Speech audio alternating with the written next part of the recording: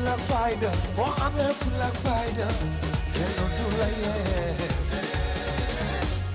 Fulak fayda, boo amee fulak fayda, kenn du. I know the sound is gonna feel alright.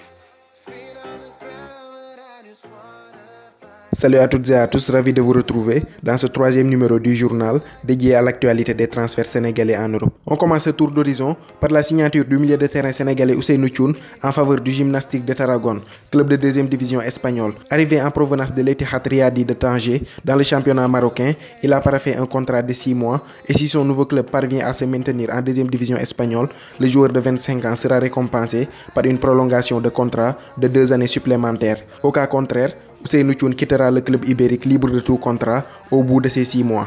Annoncé sur le départ pour ce mercato d'hiver, Bayer Manias d'Everton pourrait rebondir chez le promu Cardiff City. Selon les informations relayées par le Daily Mail, le patron de Cardiff City, Neil Warnock, aurait fait de Niasse l'une de ses priorités pour renforcer son secteur offensif. Une très bonne nouvelle pour son club actuel Everton, qui cherche coûte que coûte à vendre ses éléments indésirables pour financer le transfert définitif d'André Gomes arrivé en prêt cet été en provenance du FC Barcelone. Auteur d'un très bon début de saison avec 6 buts et 2 passes décisives dans le championnat turc, l'attaquant franco-sénégalais d'Antalyaspor Souleymane Doukara attire déjà la convoitise du champion de Turquie Galatasaray.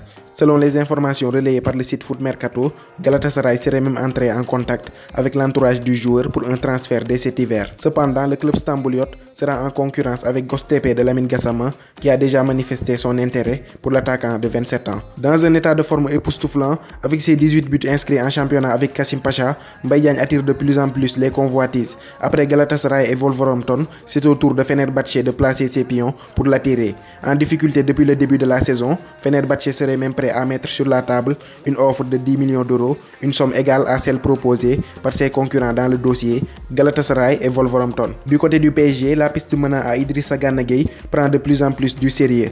D'après les informations relayées par Wii Sport, le Paris Saint-Germain aurait même contacté le milieu de terrain sénégalais pour entamer les négociations. Les Parisiens veulent faire d'Idrissa Gana Gueye un remplaçant pour Adrien Rabiot, annoncé avec insistance sur le départ pour ce mercato. À Naples, la saga Kalidou Koulibaly continue. En effet, les Napolitains viennent de rejeter une offre à hauteur de 105 millions d'euros en provenance de Manchester United. Pour ce mercato d'hiver, le message des Napolitains est clair. Pour eux, Kalidou Koulibaly n'est pas à vendre, quelle que soit l'offre. De son côté, Arsenal est passé à l'action pour Ismaïla Sarr. Les Gunners ont en effet formulé une offre de 16 millions plus un joueur du nom de Martinez.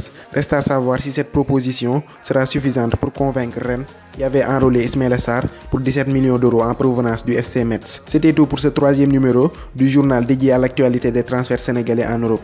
Quant à moi, je vous donne rendez-vous à bientôt pour de nouvelles vidéos. D'ici là, portez-vous bien et n'oubliez pas de vous abonner à ma chaîne YouTube pour ne rien rater de l'actualité du football sénégalais.